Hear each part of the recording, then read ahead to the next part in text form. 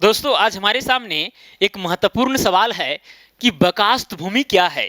कई लोग कमेंट के माध्यम से ये सवाल पूछे थे कि सर बकास्त भूमि क्या होता है, इस पर एक वीडियो बनाइए। तो दोस्तों फाइनली ये वीडियो लेकर आ गए हैं और ये वीडियो आपके लिए बहुत ही ज़्यादा महत्वपूर्ण है, क्योंकि इस जमीन के प्रकार के विषय में जानना चाहिए। क्योंकि आप भविष्य में कभी जमीन खरीदेंगे तो कभी बेचेंगे, या फिर आपके क्षेत्र में भविष्य में सर्वे होगा या फिर हो रहा होगा आदि आदि, तो वो सब में काम देता है अगर आपको नॉलेज रहेगा तब। ठीक है, ये सब जानना चाहिए, सिंपल सी फंडा है। ठीक है, तो दोस्तों यहाँ पर आपको हम बता दें कि बकास्त भूमि जो है एक जमीन का प्रकार आप समझ सकते हैं। ये जमीन का प्रकार कहने का मतलब उपजाऊ के आधार पर नहीं, ये भाई मालिकाना हक किस प्रकार मिला है इसके आधार पर आप कह सकते हैं ये जमीन का प्रकार है। ठीक है, अभी बताएंगे, चिंता आपको नहीं करना है। इसी बकास्त भूमि को कई जगह में जो है जिरात, बेटखेता, मन, मझियस आदि के नाम से भी जाना जाता है। तो चलिए यहाँ पर पहले इस पर चर्चा करते हैं कि बकास्त भूमि है क्या। सबसे पहले आपको तो दोस्तों नोट ये कर लेना है कि यह एक गैर सरकारी भूमि है, गैर सरकारी भूमि है या फिर जमीन है। ठीक है, गैर सरकारी कहने का मतलब कि ये सरकार के हाथ में नहीं है, ये किसी पर्सनल व्यक्ति या किसी पर्सनल समूह के हाथ में मौजूद है ये जमीन। ओके दोस्तों, आपको ये पता होना चाहिए कि भाई 1932 तक जो है कैडेस्ट्रल सर्वे जो है समाप्त हो चुका था। ठीक है, तो उस समय भाई अंग्रेज लोग सर्वे करा रहे थे। उस समय जमींदारी प्रथा थी, हमारा देश आजाद नहीं था उस समय। तो जमींदारी प्रथा में क्या थी कि भाई जमींदार सब जो है छोटे मोटे किसानों को जो है देते थे खेत। ठीक है, उन लोग खेती करके लगान जमींदार को देते थे और जमींदार जो है ब्रिटिश सरकार को देते थे। तो ऐसे कंडीशन में क्या है दोस्तों कि भाई चलो ठीक है, जमींदार सब जो है जमीन का पूरा मालिक होते थे। जिस तरह से अभी सर्कल ऑफिसर है, सीईओ जिसको हम लोग कहते हैं कि भाई अपने क्षेत्र का समझे जमीन का मालिक वही है, तो उसी टाइप का पहले होता था जमींदार। लेकिन जमींदार भाई चूंकि उस समय देश आजाद नहीं था तो जमींदार का कुछ अलग ही महत्व था। हालांकि भी सीईओ भाई ऐसा थोड़ी कि जमीन जब चाहेगा तब हटा दे, किसी को ये कर दे, उतना तो पावर है नहीं। उसका भी रूल रेगुलेशन है, लेकिन उस समय उतना नहीं था जितना अभी है एक्चुअल में। ठीक है, तो होता क्या था कि जमींदार सब किसानों को तो जमीन देते ही थे, साथ में कुछ अपने लिए भी रखते थे, या तो बागवानी के लिए या तो फिर अपने रिहायशी के लिए, अपने घर वगैरह बनाने के लिए, या पर्सनल खेती के लिए ये सब जमीन रहते थे। तो वो सब जमीन जो जमींदार के हाथ में था और पर्सनल यूज के लिए था, वो जमीन का सर्वे बकास्त भूमि के रूप में किया गया। खतियान में बकास्त लिख दिया गया, जमींदार का नाम और बकास्त भूमि लिख दिया गया। ठीक है, तो वही भूमि जो है बकास्त भूमि कहलाता है। बातें समझ में आई? बातें समझ में आई तो सबसे पहले दोस्तों आप ये यहां पर जान लें कि भाई जो बकास्त भूमि जो है ना, ये जमींदार का जमीन है। ठीक है, ये किसका जमीन है? जमींदारों का जमीन है, जमींदारों का जमीन है। ठीक है, और ये कैसा जमीन है? पर्सनल यूज के लिए। ठीक है, पर्सनल यूज जैसे कि स्वयं खेती, बागवानी, घर आदि। ठीक है, शॉर्ट में लिख दे रहे हैं कि भाई ये जमींदारों का जमीन है, वो तो ठीक है, लेकिन ये जमींदारों का कैसा जमीन है? क्या जितने भी सभी को किसान को देते थे जितना जमीन था, क्या वो सारे बकास भूमि है? तो फिर भाई जमींदार के पास भी बहुत सारा जमीन रहता जो पहले थे एक्चुअल में। ठीक है, लेकिन भाई जो स्वयं की खेती के लिए यूज करते थे, जो बागवानी के लिए यूज करते थे, घर आदि के लिए करते थे, अपने रिहायशी के लिए करते थे, उसी जमीन को जो है जमींदारों की जमीन को जो है बकास्त भूमि कहा गया है। दूसरे शब्दों में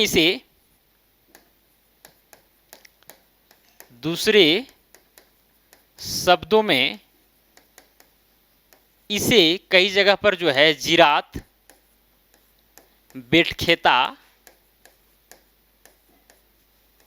मन, मझियस आदि के नाम से जाना जाता है।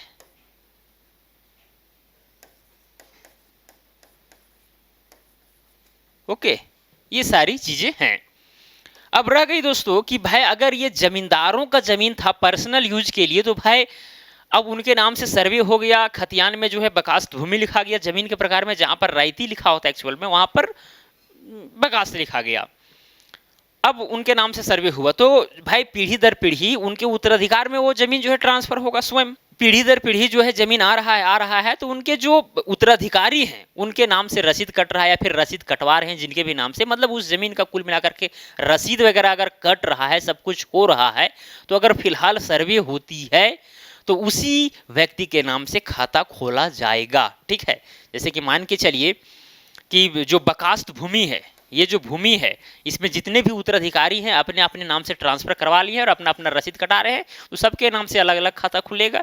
या फिर जमीन को बेच दिया गया है तो जिसको बेचा गया है उसके नाम से खाता खुलेगा, अगर सर्वे अगर होती है तब। ठीक है, तो ये सारी चीजें हैं, आपको ये समझना चाहिए।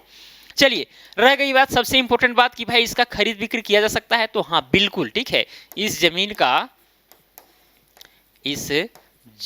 का खरीद बिक्री किया जा सकता है। ठीक है, खरीद बिक्री हो सकता है, इसमें कोई दिक्कत नहीं। आप इस जमीन को खरीद सकते हैं, अगर आपके पास है बकास्त भूमि तो उसको आप बेच भी सकते हैं, कोई दिक्कत होने वाला नहीं है। थोड़ा बहुत दिक्कत होता है तो वो मामला सॉल्व हो जाता है, लेकिन बेच सकते हैं, इसमें दो मत की बात नहीं, क्योंकि ये रायती जमीन ही है कुल मिलाकर के, आप ये समझ सकते हैं। बस केवल ये जमींदारों के हाथ में है तो उसको स्पेशल नाम दिया गया बकास्त। ठीक है, तो ये सारी चीजें हैं। और दोस्तों देखिए, अगर आपको जमीन नापना सीखना है, अमीन का कोर्स करना है, तो हमारा एक एप्लीकेशन है जीनियस मेकर नाम का। प्ले स्टोर में जाएं और जीनियस मेकर को सर्च करें, वहां पर मेरा एप्लीकेशन आ जाएगा, उसको इंस्टॉल करके मोबाइल नंबर से लॉगिन कीजिए। लॉगिन जैसे ही करेंगे तो वहां पर 2-3 कोर्स है, 1 साल का डिप्लोमा कोर्स है, 3 महीने का कोर्स है, जिसमें आपको ज्वाइन करना है ज्वाइन कर सकते हैं, क्योंकि फिलहाल लॉन्च किए हैं। अगर आपको जमीन नापना सीखना है, सारी चीज़ों को सही ढंग से समझना है, पूरा बारीकी के साथ, पूरा डीप के साथ, तो फिर ज्वाइन कर सकते हैं कोर्स के साथ। और आपको भारत सरकार द्वारा मान्यता प्राप्त सर्टिफिकेट भी दिया जाएगा, इस बात को आपको ध्यान में रखना चाहिए। ट्रेनिंग भी साथ में सर्टिफिकेट भी, ताकि आप कहीं पर भी नापी कर सकें, अंचल अमीन बन सकें, कहीं सरकारी नौकरी में अप्लाई वगैरह कर सकें। ठीक है, चलिए खैर, कभी कभी क्या होता है कि जो ये बकास्त भूमि है उसका लगान रसीद नहीं कट रहा है, कट नहीं रहा है। ठीक है, लेकिन वो कब्जा में है और सर्वे होने के लिए जा रहा है, तो वैसी स्थिति में रसीद वगैरह नहीं कट रहा है, तो अब खाता किसके नाम से खुलेगा? ठीक है, तो खाता खुल जाएगा जिसके कब्जे में है। भाई कितना दिन से कब्जा किया है, कई जो, क्योंकि देखिए भूमि जो है ना राज्य सरकार का एक तत्व है, समझिए। ठीक है, क्योंकि आपको पता है केंद्र सूची होता है, एक राज्य सूची होता है और एक समवर्ती सूची होता है। केंद्र सूची में केंद्र का अधिकार होता है, राज्य सूची में राज्य का आधार होता है, अधिकार होता है। तो राज्य सूची में जो है एक भूमि भी एक विषय है, इस राज्य सरकार के अंतर्गत आता है। तो इसीलिए राज्य सरकार जो है इस पर नियम कानून चेंज करते रहते हैं। कभी बोलेंगे कि भाई 20 साल तक अगर कोई बकास्त भूमि रह रहा है, कब्जा किए हुए है, ठीक है, तो उसके नाम से खाता खुल जाएगा। और अगर पहले से लगान रसीद कुछ नहीं कट रहा है तो भाई जो समाहर्ता महोदय हैं वो वहाँ पर डिसाइड करेंगे कि भाई कितना यहाँ पर लगान इसको देना है, नहीं देना है। ठीक है, तो ये सारी चीज़ें हैं जो आपको समझ में आ गया होगा, जहाँ तक मुझे उम्मीद है। तो दोस्तों इस पर ज़्यादा चर्चा करने से कुछ आपको मिलने वाला नहीं है, बस इतना समझना है कि भाई ये जमींदारों का ज़मीन था जो स्वयं की खेती के लिए, खलिहान के लिए या फिर बागवानी आदि के लिए जो है यूज किए जाते थे, तो उन्हीं के नाम से जो है सर्वे हो गया था। पर्सनल ज़मीन, ऐसा नहीं कि भाई जो ज़मीन को पूरा देते थे गांव में, बहुत सारे किसानों को देते थे, उनका जो कचहरी था, जो सामूहिक ज़मीन था, वो भी बकास्त भूमि के अंतर्गत आएगा, ऐसा बात नहीं। ठीक है, पर्सनल यूज के लिए केवल ज़मीन जो ज़मींदार के पास था उसी ज़मीन को बकास्त कहा गया। ठीक है, हमारे गाँव में भी बकास्त भूमि है, मैंने भी खरीदा है बकास्त भूमि। ठीक है, तो मुझे पता है, कोई दिक्कत नहीं है, खरीद बिक्री होता है इसका। ओके, तो चलिए दोस्तों आज के लिए इतना ही, अब मिलेंगे अगला वीडियो में। जय हिंद, वंदे मातरम।